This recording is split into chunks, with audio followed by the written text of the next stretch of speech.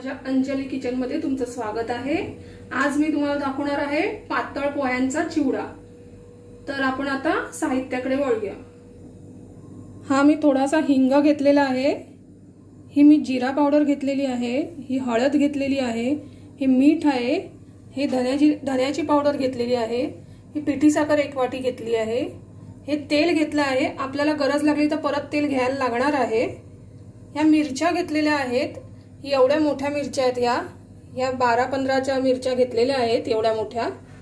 हे कोथिंबीर घेतलेली आहे, कढीपत्ता घेतला आहे, हे डाळ घेतलेली आहे, डाळ म्हणतात याला चिवड्यात घालायला, हे घेतलेली आहे, शेंगदाणे घेतलेले आहे, राई घेतली आहे, तीळ घेतलेत, सफेद तीळ थोडेसे, थोड्याशा मनुका घेतल्यात, थोडेसे काजू घेतलेत, थोडे धने घेतले आहेत आणि ही मोठी वाटी 1 वाटी सुका खोबरं घेतलेली आहे, मोठी आहे वाटी, आणि हे 1 किलो पोहे घेतलेले आहेत, हे पातळ पोहे घेतलेले आहेत। आता हे पोहे आहेत, हे मी चाळून घेतलेले आहेत पोहे सगळे, हे पातळ छान पोहे आहेत। हे तुम्ही एक ऊन लावून पण घेऊ शकता, याला ऊन देऊन पण घेऊ शकता। आणि हे पोहे आता मी थोडे थोडे करून नुसते सुके पहिले भाजून घ्यायचे, अलगद भाजायचे कारण हे तुटू शकतात, म्हणून हे सुके थोडे थोडे करून आपण भाजून घेऊया। आणि अशा प्रकारे हे सगळे पोहे आपण थोडे थोडे करून भाजून घेऊया, थोडे थोडे करून भाजून काढायचे, ते लगेच ते भाजले जातात। मंद गॅसवर, थोड्या मीडियम गॅसवर भाजून घ्यायचे। हे बघा, हे असे आपण अलगद भाजायचे पोहे, ते तुटायला द्यायचे नाहीत, खूप अलगद चांगले कुरकुरीत होईपर्यंत भाजायचे, जास्त पण भाजायचे नाहीत, थोड्या वेळच भाजून लगेच काढायचे ते।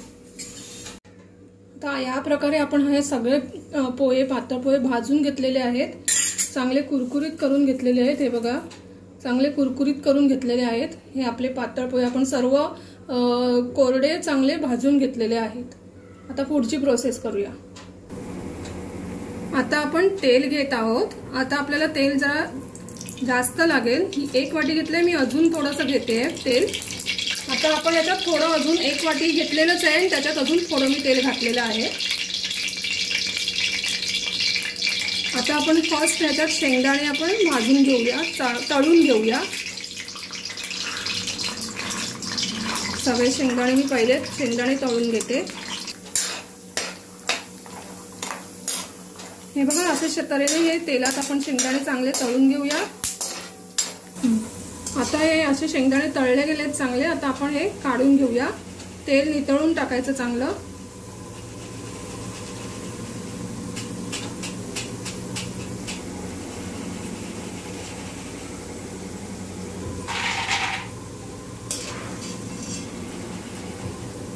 आता ही आपण डाळ घेतलेली आहे, ती डाळ पण आपण शेंगदाण्यासारखीच तळून घ्यायची आहे। ही बघा, सर्व मी घालते आहे, सर्व डाळ मी या तेलातनं आपण चांगली तळून घेऊया। ही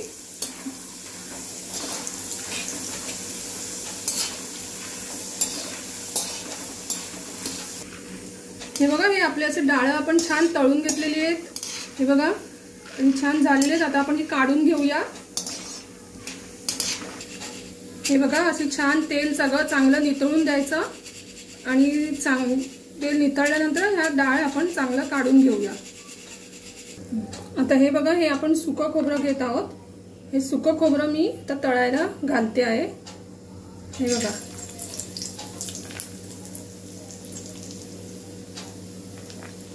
हे पण चांगलं आपण ना खरपूस भाजून घ्यायचं, चांगलं तळून घ्यायचं।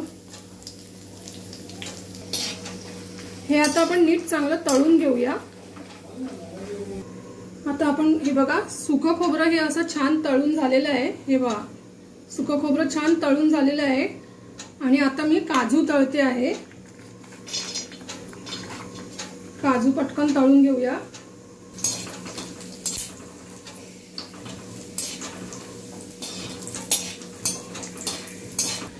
हे बघा, हे असे काजू तळून घेतलेले आहेत, आपण तळून घेतलेले काजू काढतो आहोत।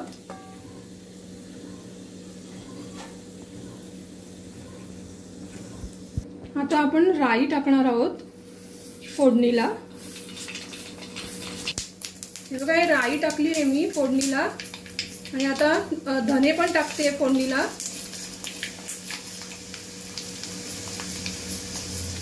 हे बघा तीळ पण टाकलेत फोडणीला, राई, धने आणि तीळ मी फोडणीला घातलेले आहेत।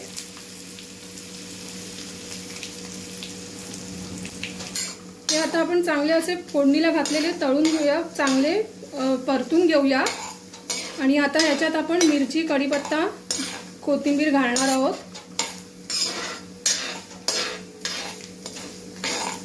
आता आपण हा हिंग घालत आहोत।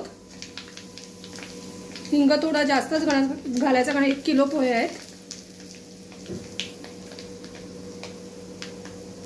आणि आता आपण या बघा मिरची घेतलेली आहे, मिरची, कढीपत्ता, कोथिंबीर घेतली आहे। तर पहिली मी मिरची टाकते आहे।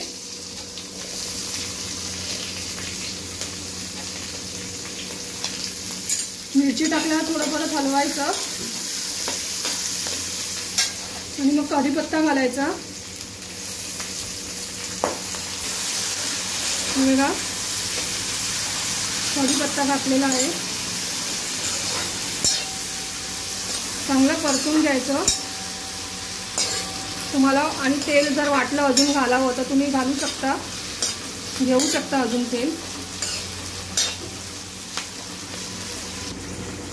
आणि कोथिंबीर सुद्धा दिसते ना, ही पण तेलातच परतून घ्यायची चांगली। ऑप्शनल आहे, तुम्हाला वाटत असेल तर टाकू शकता, नाही तर नाही। पण चांगली कुरकुरीत तळून घ्यायची, जेणेकरून चिवडा खराब होता कामा नये, म्हणून ती कुरकुरीत तळून घ्यायची।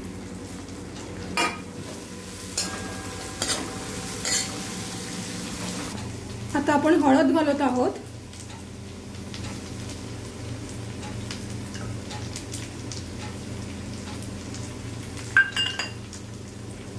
जिऱ्याची पावडर घालत आहोत।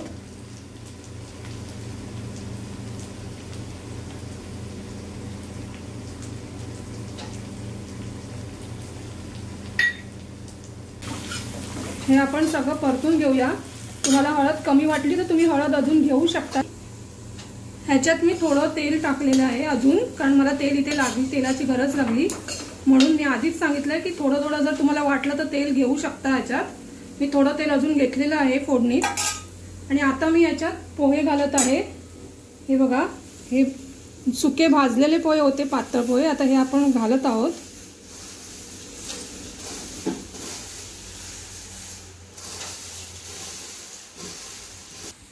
हा बघा पोहे पातळ टाकलेले आहेत। आणि आता हे सगळे खालून वरून आपण चांगले परतून घ्यायचे।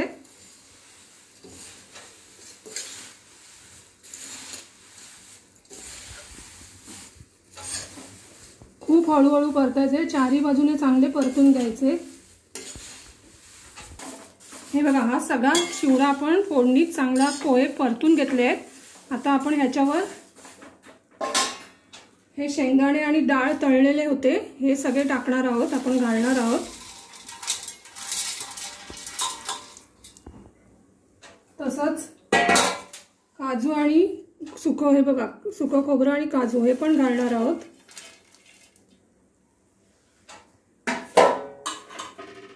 ह्या मनुका सुद्धा घालणार आहोत आणि परत एकदा चांगलं परतून घेणार आहोत।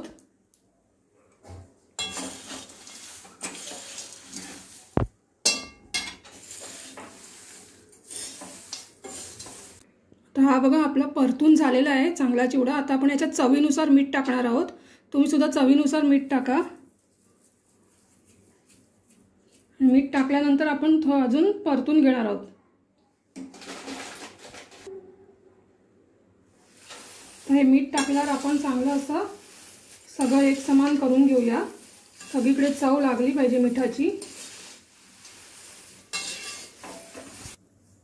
आता आपण पिठी साखर घालत आहोत। ही मी साधी साखर होती ती मिक्सरमध्ये ग्राइंड करून घेतली आणि त्याची एवढी पावडर मस्त झाली आहे। तर ही 1 वाटी घेतलेली आहे मी पिठी साखर। तर ह्याच्यातली तुम्हाला जसं चवीला लागते तशी तुम्ही घालू शकता। कोणाला जास्त गोड लागतं, कोणाला कमी, पण ही जेवढी चवीनुसारच घाला।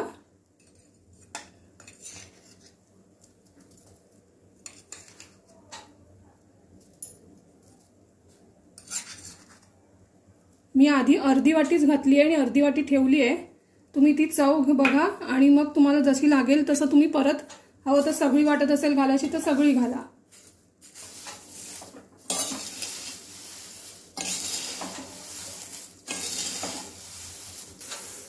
हा पहा आपला असा खमंग चिवडा तयार झाला आहे आणि या अर्धी वाटीत साखर लागलेली आहे, लागलेली नाहीये जास्त। तुम्हाला पाहिजे तर तुम्ही चव घेऊन घालू शकता, तुम्हाला चवीनुसार हवी तेवढी। हा आपला 1 किलो पोह्यांचा चिवडा आहे, त्यात सगळं मिक्स करून जवळजवळ सव्वा किलो किंवा 1.5 किलो झाला असेल। किती खमंग आणि सुंदर झाला आहे बघा, वास सुगंध पण छान येतोय आणि सगळं मिश्रण आहे त्याच्यात आणि अशा तऱ्हेने आपला हा छान खमंग कुरकुरीत चांगला चिवडा तयार झालेला आहे। हा असा छान कुरकुरीत चिवडा तयार झालेला आहे। हा बघा छान मस्त कुरकुरीत चिवडा तयार झालेला आहे।